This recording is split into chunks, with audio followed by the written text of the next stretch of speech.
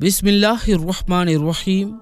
السلام علیکم پیارے دوستوں، آج ہم طائف کے اس سفر کا ذکر کریں گے جہاں حضور صلی اللہ علیہ وآلہ وسلم نے اسلام کا پیغام پہنچایا، لیکن بدلے میں لوگوں نے کیسی سختی اور بے ادبی کی، یہ سن کر دل کانپ اٹھے گا۔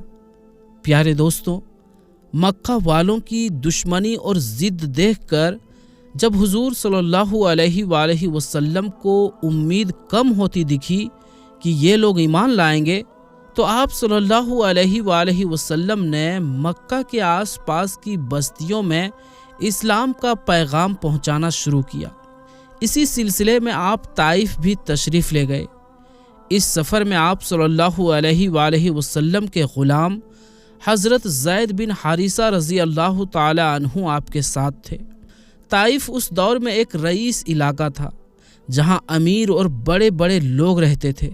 وہاں عمرو کے خاندان کے 3 بھائی عبد یالل، مسعود اور حبیب سب سے بڑے سردار مانے جاتے تھے۔ حضور صلی اللہ علیہ وآلہ وسلم نے ان تینوں کو اسلام کی دعوت دی، مگر انہوں نے نہ صرف انکار کیا بلکہ بدتمیزی سے جواب دیا۔ انہوں نے طائف کے بدماشوں اور شرارتی لوگوں کو اکسایا کہ وہ حضور صلی اللہ علیہ وآلہ وسلم کے ساتھ برا سلوک کریں۔ پھر ان لوگوں نے آپ صلی اللہ علیہ وآلہ وسلم پر پتھراؤ شروع کر دیا۔ یہ حال تھا کہ آپ کے مبارک قدموں سے خون بہنے لگا، جوتوں میں خون بھر گیا۔ جب درد سے آپ بیٹھ جاتے تو وہ ظالم آپ کو پکڑ کر کھڑا کر دیتے اور پھر پتھر مارتے رہتے۔ جب وہ ظالم لوگ حضور صلی اللہ علیہ وآلہ وسلم پر پتھروں کی بارش کرتے جا رہے تھے تو ساتھ ساتھ تانے کستے، گالیاں دیتے، تالیاں بجاتے اور مذاق اڑاتے تھے۔ حضرت زید بن حارثہ رضی اللہ تعالی عنہ بار بار آگے بڑھ کر حضور صلی اللہ علیہ وآلہ وسلم پر گرنے والے پتھروں کو اپنے جسم پر لے لیتے اور آپ کو بچانے کی کوشش کرتے، یہاں تک کہ وہ خود بھی لہو لہان ہو گئے اور زخموں سے کمزور ہو کر گرنے لگے۔ آخرکار حضور صلی اللہ علیہ وآلہ وسلم نے ایک انگور کے باغ میں پناہ لی۔ یہ باغ مکہ کے ایک مشہور کافر عتبہ بن ربیعہ کا تھا۔ حضور صلی اللہ علیہ وآلہ وسلم کی یہ حالت دیکھ کر عتبہ اور اس کا بھائی شیبہ، جو خود بھی کافر تھے مگر خاندانی غیرت کی وجہ سے ان کے دل پسیج گئے، انہوں نے اپنے غلام عداس کے ہاتھ سے انگور بھیجے۔ حضور صلی اللہ علیہ وآلہ وسلم نے بسم اللہ پڑھ کر انگور لیے۔ عداس یہ سن کر حیران رہ گیا، کیونکہ وہاں کے لوگ اللہ کا نام نہیں لیتے تھے۔ اس نے پوچھا، آپ کہاں سے ہیں؟ حضور صلی اللہ علیہ وآلہ وسلم نے فرمایا، میں مکے سے ہوں۔ عداس نے کہا، میں شہر نینوا کا رہنے والا ہوں۔ آپ صلی اللہ علیہ وآلہ وسلم نے فرمایا، ارے یہ تو حضرت یونس بن متہ علیہ السلام کا شہر ہے، وہ بھی میری طرح اللہ کے پیغمبر تھے۔ یہ سن کر عداس اتنا متاثر ہوا، یعنی اتنا پربھاوت ہوا کہ حضور صلی اللہ علیہ وآلہ وسلم کے ہاتھ اور پاؤں چومنے لگا اور اسی وقت کلمہ پڑھ کر مسلمان ہو گیا۔ اسی سفر کے دوران جب آپ صلی اللہ علیہ وآلہ وسلم نخلا کے مقام پر پہنچے اور رات کو تہجد میں قرآن کی تلاوت فرما رہے تھے تو نصیبین کے جنوں کی ایک جماعت حضور صلی اللہ علیہ وآلہ وسلم کی خدمت میں حاضر ہوئے۔ جب انہوں نے قرآن مجید کی تلاوت سنی تو وہ سب جن ایمان لے آئے۔ پھر وہ اپنی قوم کے پاس لوٹے اور انہیں بھی اسلام کی دعوت دی۔ اس طرح مکہ مکرمہ میں جنوں کی کئی جماعتیں فوج در فوج آ کر مسلمان ہوتی گئی۔ اسی واقعے کا ذکر خداوند عالم نے قرآن مجید کی سورہ جن کی شروعاتی آیتوں میں فرمایا ہے۔ حضور صلی اللہ علیہ وآلہ وسلم کچھ دنوں تک نخلا کے مقام پر قیام فرماتے رہے۔ پھر آپ مقام ہیرا پہنچے اور قریش کے ایک بڑے سردار مطعم بن عدی کو یہ پیغام بھیجا کہ کیا تم مجھے اپنی پناہ میں لے سکتے ہو؟ عرب کا دستور تھا کہ جب کوئی کسی سے پناہ طلب کرتا، یعنی پناہ مانگتا، تو وہ چاہے دشمن ہی کیوں نہ ہو، پناہ دینے سے انکار نہیں کیا جاتا تھا۔ مطعم بن عدی نے حضور صلی اللہ علیہ وآلہ وسلم کو اپنی پناہ میں لے لیا۔ اس نے اپنے بیٹوں کو حکم دیا کہ وہ ہتھیار باندھ کر حرم میں جائیں۔ خود متیم بن عدی گھوڑے پر سوار ہوا اور حضور صلی اللہ علیہ وآلہ وسلم کو اپنے ساتھ مکہ لے آیا۔ متیم بن عدی حضور صلی اللہ علیہ وآلہ وسلم کو کعبہ شریف میں لے گیا اور مجمع عام میں اعلان کر دیا کہ میں نے محمد صلی اللہ علیہ وآلہ وسلم کو اپنی پناہ میں لے لیا ہے۔ اس کے بعد حضور صلی اللہ علیہ وآلہ وسلم اطمینان سے حجر اسود کو بوسہ دیا، کعبہ شریف کا طواف کیا اور حرم میں نماز ادا کی۔ متیم اور اس کے بیٹے تلواریں لے کر حضور صلی اللہ علیہ وآلہ وسلم کی حفاظت کرتے ہوئے انہیں ان کے گھر تک چھوڑ کر آئے۔ اس سفر کے کافی عرصے بعد ایک بار ام المومنین حضرت عائشہ صدیقہ رضی اللہ تعالی عنہا نے حضور صلی اللہ علیہ وآلہ وسلم سے عرض کیا کہ یا رسول اللہ صلی اللہ علیہ وآلہ وسلم، کیا جنگ احد کے دن سے بھی زیادہ سخت کوئی دن آپ پر گزرا؟ حضور صلی اللہ علیہ وآلہ وسلم نے ارشاد فرمایا، ہاں اے عائشہ، وہ دن جنگ احد سے بھی زیادہ سخت تھا۔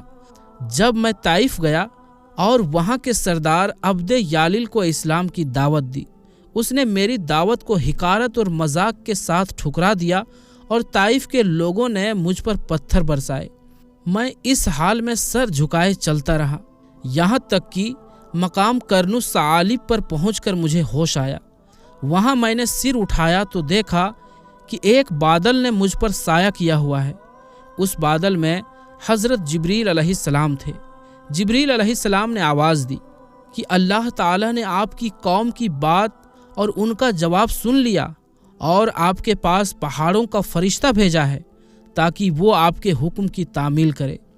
پھر پہاڑوں کا فرشتہ حاضر ہوا اور عرض کیا، یا رسول اللہ صلی اللہ علیہ وآلہ وسلم، اگر آپ چاہیں تو میں ان دونوں پہاڑوں ابو قبیس اور قیقان کو ان لوگوں پر گرا دوں۔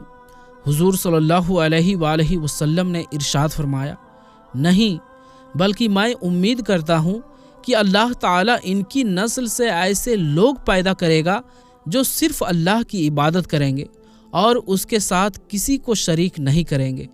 حضور صلی اللہ علیہ وآلہ وسلم کا یہ طریقہ تھا کہ حج کے موقع میں جب دور دراز کے عربی قبیلوں کے لوگ مکہ شریف میں جمع ہوتے تو آپ صلی اللہ علیہ وآلہ وسلم تمام قبیلوں کے درمیان تشریف لے جا کر لوگوں کو اسلام کی دعوت دیتے۔ اسی طرح عرب میں جہاں جہاں میلے لگتے اور دور دور سے قبیلے جمع ہوتے، وہاں بھی آپ صلی اللہ علیہ وآلہ وسلم تبلیغ اسلام کے لیے تشریف لے جاتے۔ چنانچہ عکاظ، مجنہ اور ذوالمجاز جیسے بڑے بڑے میلوں میں آپ نے عرب کے قبیلوں کے سامنے اسلام کی دعوت پیش کی۔ بنو عامر، محارب، فزارہ، غسان، مرہ، سلیم، ابس، بنو نصر، کندہ، کلب، اجرا اور ہزاریمہ جیسے مشہور قبیلوں کے سامنے آپ نے دعوت حق پیش کی، مگر افسوس آپ کا چچا ابو لہب ہر جگہ آپ کے پیچھے پیچھے جاتا، اور جب آپ کسی قبیلے کو اسلام کی دعوت دیتے تو ابو لہب زور زور سے چلاتا کہ یہ اپنے باپ دادا کے دین سے پھر گیا ہے، یہ جھوٹا ہے۔ جب حضور نبی پاک صلی اللہ علیہ وآلہ وسلم قبیلہ بنو زد بن شیبان کے پاس تشریف لے گئے تو حضرت ابو بکر صدیق رضی اللہ تعالی عنہ بھی آپ صلی اللہ علیہ وآلہ وسلم کے ساتھ تھے۔ اس قبیلے کا سردار مفروق آپ صلی اللہ علیہ وآلہ وسلم کی طرف متوجہ ہوا اور عرض کیا، اے قریشی بھائی، آپ ہمارے سامنے کون سا دین پیش کرتے ہیں؟ آپ صلی اللہ علیہ وآلہ وسلم نے فرمایا، میں تمہیں ایک اللہ کی عبادت کی دعوت دیتا ہوں اور میں اللہ کا رسول ہوں۔ پھر آپ نے سورہ انعام کی کچھ آیتیں تلاوت فرمائی تو وہ لوگ آپ کی تقریر اور قرآنی آیتوں کی تاثیر سے بہت زیادہ متاثر یعنی پربھاوت ہوئے، لیکن انہوں نے ادب سے عرض کیا، ہم اپنے اس خاندانی دین کو ایک دم کیسے چھوڑ سکتے ہیں جس پر ہماری قوم برسوں سے عمل کرتی آ رہی ہے؟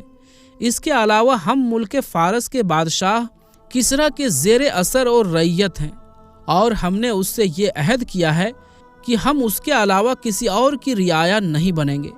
حضور صلی اللہ علیہ وآلہ وسلم نے ان کی صاف گوئی کی تعریف فرمائی اور ارشاد فرمایا، خیر اللہ تعالیٰ اپنے دین کا خود حامی اور مددگار ہے۔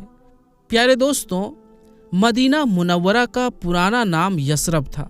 جب حضور نبی کریم صلی اللہ علیہ وآلہ وسلم نے وہاں ہجرت فرمائی اور اس شہر میں سکونت اختیار کی تو اس کا نام مدینۃ النبی یعنی نبی کا شہر پڑ گیا۔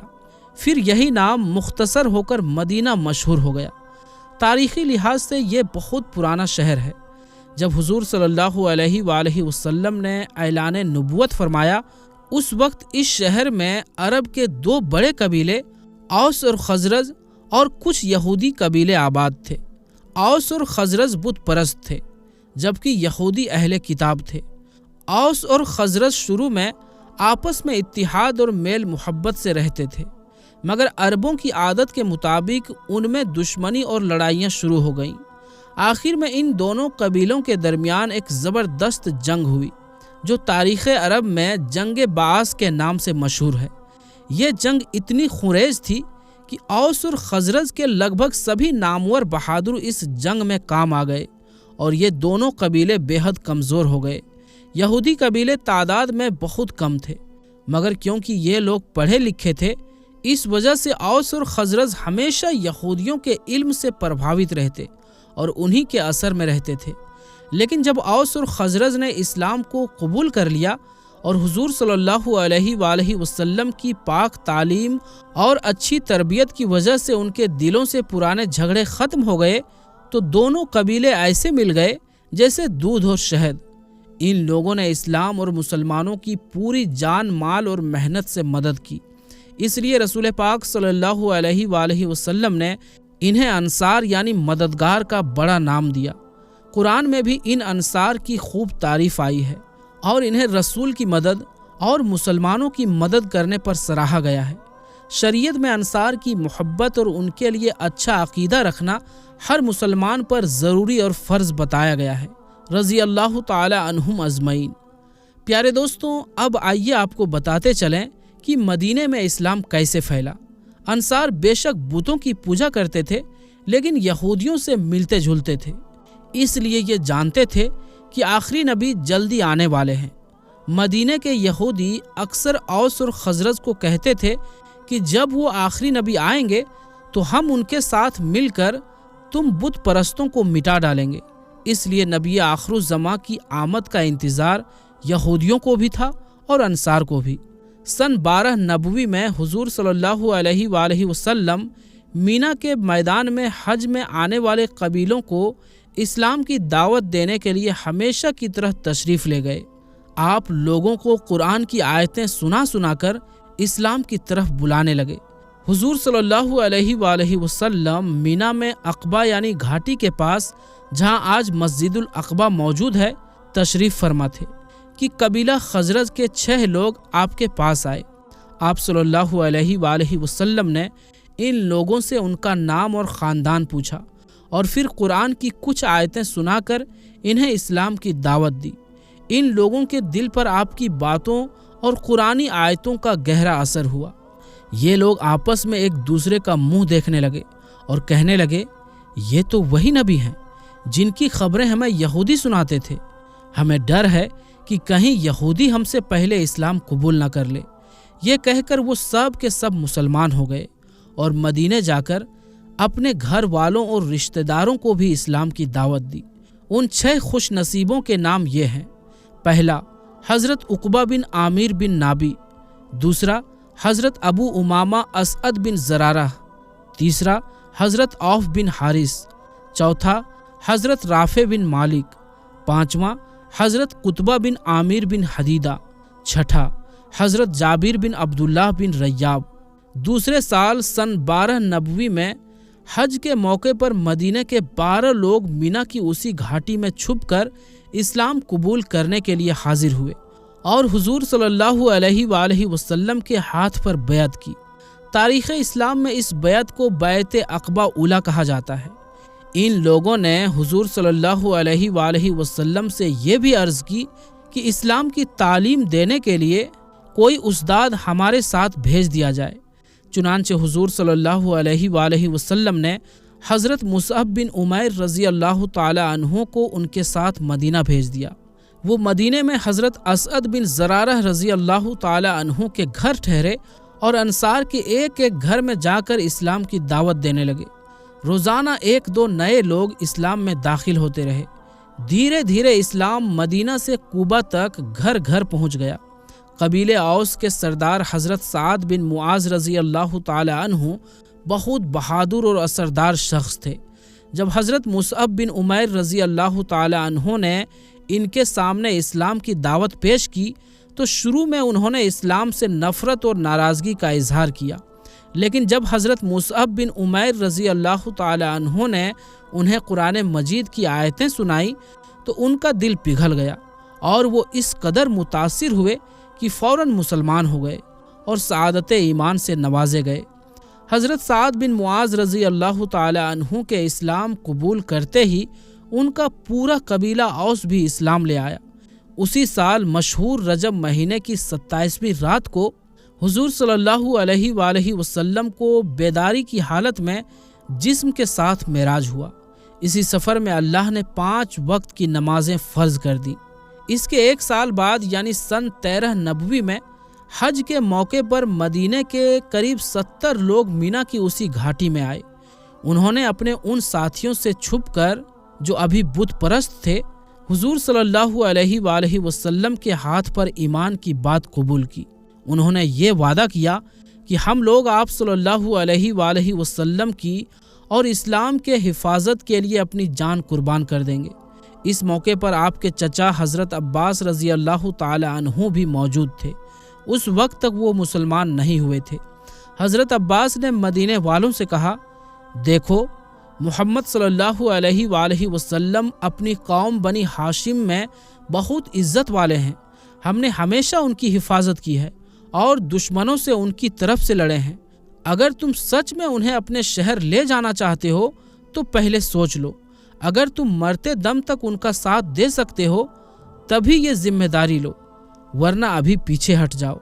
ये सुनकर हज़रत बरा बिन आज़ीब रज़ी अल्लाह ताला अन्हु जोश में आ गए और बोले, हम लोग तलवारों के साए में पले हैं, हम डरने वाले नहीं हैं। फिर हज़रत अबुल हैसम रज़ी अल्लाह ताला अन्हु ने कहा, या रसूलल्लाह सल्लल्लाहु अलैहि वालैहि वसल्लम, हमारे यहूदियों से पुराने रिश्ते हैं, अब मुसलमान होने के बाद ये टूट जाएंगे। कहीं ऐसा ना हो कि जब अल्लाह आपको फतह और ताकत दे तो आप हमें छोड़कर वापस मक्का चले जाएं। इस पर हुजूर सल्लल्लाहु अलैहि वालैहि वसल्लम ने इत्मीनान दिलाते हुए फरमाया, तुम्हारा खून मेरा खून है, मेरा जीना मरना तुम्हारे साथ है। मैं तुम्हारा हूँ और तुम मेरे हो। तुम्हारे दुश्मन मेरे दुश्मन और तुम्हारे दोस्त मेरे दोस्त हैं। जब अंसार इस्लाम पर बैत कर रहे थे तो हज़रत साद बिन ज़रारा या हज़रत अब्बास बिन नज़ला रज़ी अल्लाह ताला अन्हु ने कहा, मेरे भाइयों, क्या तुम जानते हो कि तुम किस चीज़ पर बैत कर रहे हो? याद रखो, ये बैत अरब और अज़म यानी विदेशियों के साथ जंग का ऐलान है। अंसार ने जोश में कहा, हाँ, हम इसी पर बैत कर रहे हैं। बैत के बाद हुजूर सल्लल्लाहु अलैहि वालैहि वसल्लम ने 12 लोगों को नकीब यानी सरदार बनाया। उनमें 9 खजरज कबीले से थे और 3 औस कबीले से। उनके नाम ये हैं। खजरज कबीले के नकीब, नंबर 1 हज़रत अबू उमामा असअद बिन ज़रारा, नंबर 2 हज़रत साद बिन रबी, नंबर 3 हज़रत अब्दुल्लाह बिन रवाहा, नंबर 4 हज़रत राफ़े बिन मालिक, नंबर 5 हज़रत बरा बिन मारूर, नंबर 6 हज़रत अब्दुल्लाह बिन अम्र, नंबर 7 हज़रत साद बिन उबादा, नंबर 8 हज़रत मुनज़िर बिन उमर, नंबर 9 हज़रत उबादा बिन साबित। औस कबीले के नकीब, नंबर 1 हज़रत उसैद बिन हुजैर, नंबर 2 हज़रत साद बिन खैसमा, नंबर 3 हज़रत अबुल हैसम बिन तैहान। बैत के बाद सभी लोग अपने डेरों में लौट गए। सुबह जब कुरैश को इसकी खबर हुई तो वो गुस्से से भर उठे और मदीने वालों से पूछा, क्या तुमने मोहम्मद सल्लल्लाहु अलैहि वालैहि वसल्लम से जंग पर बैत की है? कुछ लोग जो मुसलमान नहीं हुए थे उन्होंने अनजान बनने की कोशिश की तो कुरैश लौट गए। لیکن بعد میں جب تفتیش میں سچائی سامنے آئی تو وہ اور غصے میں آ گئے۔ انہوں نے بیعت کرنے والوں کو پکڑنے کی کوشش کی، لیکن صرف حضرت سعد بن عبادہ رضی اللہ تعالی عنہ کو پکڑ پائے۔ انہیں مکہ لے جا کر قید کر لیا۔ جب زبیر بن مطعم اور حارث بن حرب کو پتہ چلا تو انہوں نے قریش کو سمجھایا، انہیں چھوڑ دو ورنہ تمہاری شام کی تجارت خطرے میں پڑ جائے گی۔ قریش نے انہیں رہا کر دیا اور وہ خیریت سے مدینہ لوٹ گئے۔ تو پیارے دوستوں، ہم یہ امید کرتے ہیں کہ آپ کو ہماری آج کی یہ ویڈیو ضرور پسند آئی ہوگی۔ اگر یہ ویڈیو آپ کو پسند آئی ہو تو ویڈیو کو لائک کریں اور اس ویڈیو کو اپنے دوستوں رشتہ داروں میں زیادہ سے زیادہ شیئر بھی کر دیں۔ اور اگر آپ نے ابھی تک ہمارے یوٹیوب چینل عالمی جنکشن کو سبسکرائب نہیں کیا ہے تو سبسکرائب کر لیں اور بیل نوٹیفیکیشن پر کلک کر کے آل کو سلیکٹ کر لیں۔ تو پیارے دوستوں، انشاءاللہ ملیں گے پھر کسی نئی ویڈیو کے ساتھ۔ تب تک کے لیے السلام علیکم، اللہ حافظ۔